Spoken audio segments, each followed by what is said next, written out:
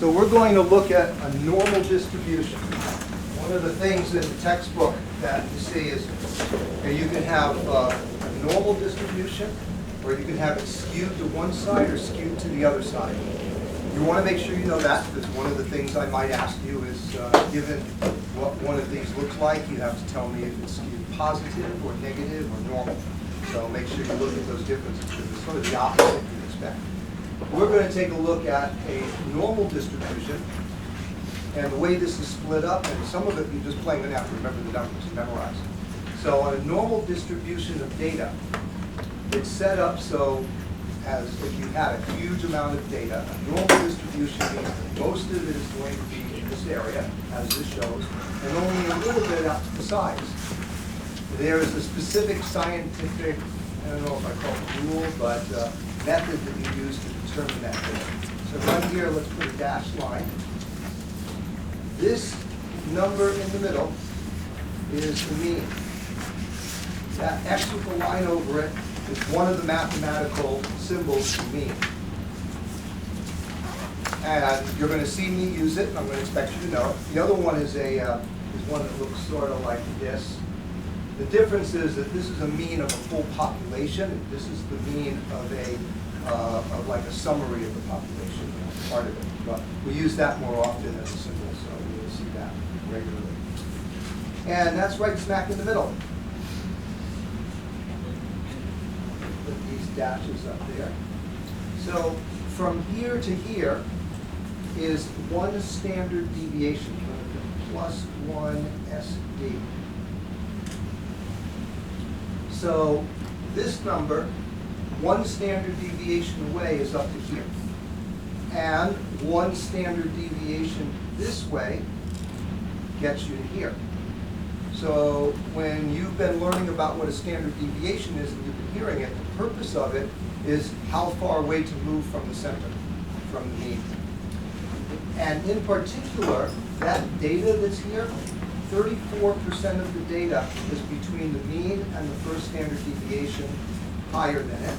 And 34% of the data is between the mean and the standard deviation that's lower. So that means the amount of data that's only one standard deviation away from the data is 68% of it. More than 2/3 of the data is clustered together within one standard deviation. 2 and 3 standard deviations means data that's a little farther away, that's like unexpected results. So the amounts that are in here are not as expected, they're more unusual. And when you get out here, it's very unusual data. Things that don't happen as much because of, and you see it graphically and scientifically because the percentages are very low.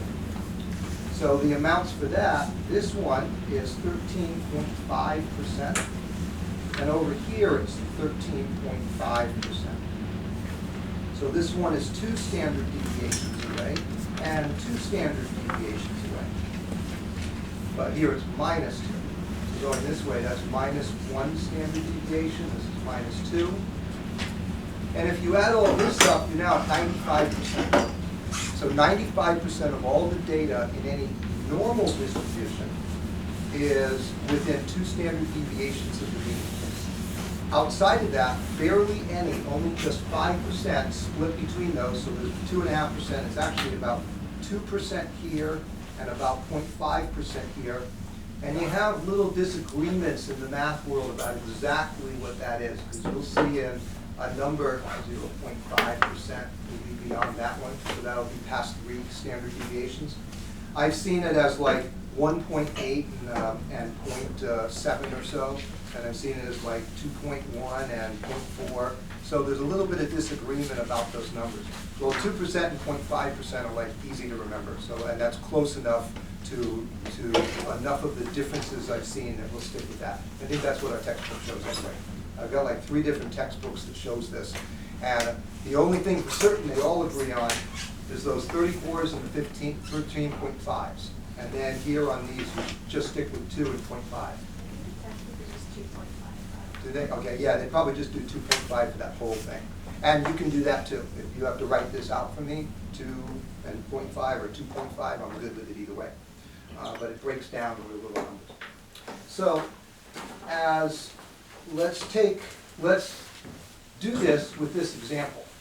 So what we're going to do, and in fact we'll just use this one up here. 120 students take a test, and we're going to use the mean as 83. That means right here, this is an 83. So the mean is 83. Hopefully you score higher on my tests. Okay. The standard deviation is 6. That means one standard deviation above, just simply add to it. That's 89. One standard deviation below, 83 minus 6 is 77, isn't it? 77 plus 6, okay. So we're at a 77. That tells us that of those 120 students, 68% of the people scored between 77 and 89. Now, that's not my test. You guys usually do better than that. It's skewed on mine, skewed negatively on mine, which is why it looks more positive. Now let's go another 6. So this one's going to get me to 71. All right. And this one's going to get me, 6 is 95. So out of that 120, only 2.5% scored over 95, and all the others. So now here are the questions. What percent of people scored between 77 and 95? Okay.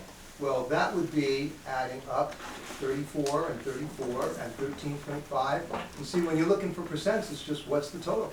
So that's an easy one. What, 68, 78, 81.5. So I think that's 81.5%. If you know these percents and you set it up like that, then answering a question like that is really easy. This one, now I'll tell you right now, I ask questions like this on the test. You know, I set this up so I could lead you into knowing what I want you to do. And this is the one that throws a lot of people. People get so into the percentages, memorize them, get them down, use them. That's great and that's wonderful. But they're there for a purpose. You've got to do the next step with them, which is not tell me the percent, but tell me actually how many. So that means how many people, 77, how many people? Well, 81.5% of them did it, but it's out of 120. So 81.5% of 120. I want to know how many people. I don't want to know the percent for the second question. Tell me the people, the number. So it's just, oh, I forgot the 81. So that's just a calculation. Move the decimal and there's 0.815 times 120. Okay? Did you just figure that one out? Let's see, the calculator. Did you get a number for that? Did you get that one? What is it? 97.8. How much? 97.8. 97.8. Which brings up a question about how many students. You can't have a partial student. In this case, we can round it and say, okay, 98. You can say 97 because you can't have a partial student. You don't have a full student yet, so you can't say 98. I'm not going to be that picky about this. So 98 would make sense, 97 would make sense for this one. But out of 120 students, that means that almost 100 of them scored between 77 and 95. And that would be what I would be looking for. Actually, probably 97 is the most reasonable, even though the normal rounding rules are okay for it. That's how you use it. I expect you to have those memorized. You're not going to need an index card or something this month. This is something you should just memorize. Yes? Using the Z table for them instead of the 34, 35, and that. You can. After the next example, that's where we're going. You get 81.85, which comes out to 98.2 when you multiply it. So because of rounding on these and actually rounding to get the standard deviation, because it would be slightly, it should work out. You're probably right, 98 point something. Okay. And if you were to use that for this, I would be okay with it. Okay. And we're going to do the Z tables in a moment. First, let's do another one of these problems. Let's look at example 2. 240 players in a basketball league. Average of their heights is 6'1". Standard deviation is 2. Aha. The average, we now know that. Standard deviation, we know that. We can set this up. If you know it, it's just really easy to do the percentages. Don't even have to write the percentages yet, but I will in a moment. The average is 6.1, 6 feet. Oh no, not 6.1. It's 6 feet and 1 inch. And since the standard deviation is 2 inches, we've got to go to 6'1", 6'3", and then 6'5", and then we can do 6'7", That's one thing, is you don't have to write them for all of them, but again, I'm a teacher, I've got to. So, two less will be 5 feet 11 inches and 5 feet 9 inches. Okay. It's an interesting little thing on basketball. Is an interesting sport in many ways, and it's great for some of these math problems. I just read something that, 7-foot tall people are very unusual. They're on the very high, very far end. This one's like a made-up basketball league. In the actual NBA, 10% of the players are 7 feet or tall or taller, which I just saw a stat on that. They're 7 feet tall or taller. There's 34 out of about there's like 350 players in the NBA, and like 34 of them are 7 feet. So that's just slightly under 10%. Yeah, which is just amazing to me. I know they're tall, but then again, I have a friend who's like 6'4" and he towers over me. He's like, I thought 6'4" was tall. Well, 6'8", 6'9", 6'11", like a lot of those players are, they're really tall. This one's not meant to be the NBA because the average height's a lot more than 6'1", okay? And they haven't had, I think the shortest player in the NBA right now is like 5'11". They've had a couple that are tall. They have one player who's like 5'4", and he was actually one of their better players, but he's like the only one. The next shortest player who lasted more than like a year in the league was 5'7", a guy named Spud Webb.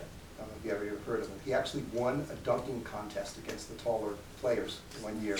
Yep, because he was really good. He had a huge jump. So anyway, off of basketball for that. Let's do the math part here. What percentage of players are shorter than 5'11"? So that means we're talking 5'11" in all of these. So if these are 34% each, this one's 13.5%. So let me make sure I'm right on that. There was 34 and 34. So 13.5%, and all of this together is 2.5%. So 16%. This is just really easy if you just memorize the percentages. So that's an easy 16%.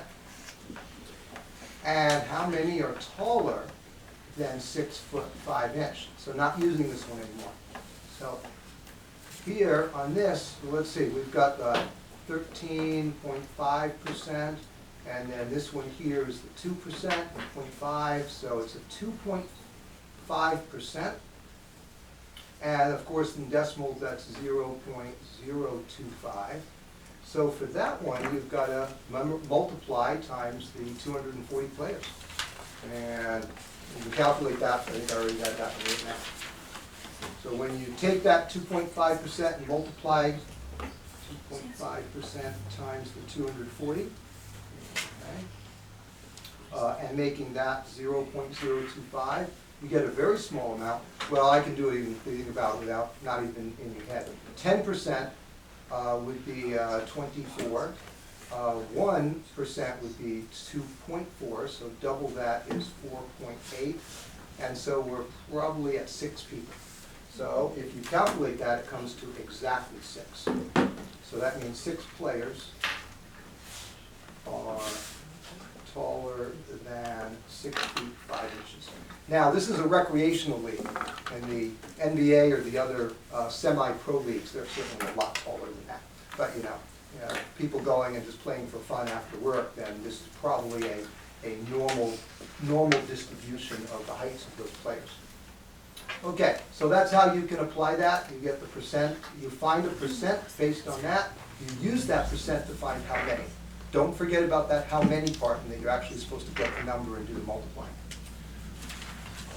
The tallest current at Easter is 7'4". 7'4". Oh my gosh. Yes, that is very tall.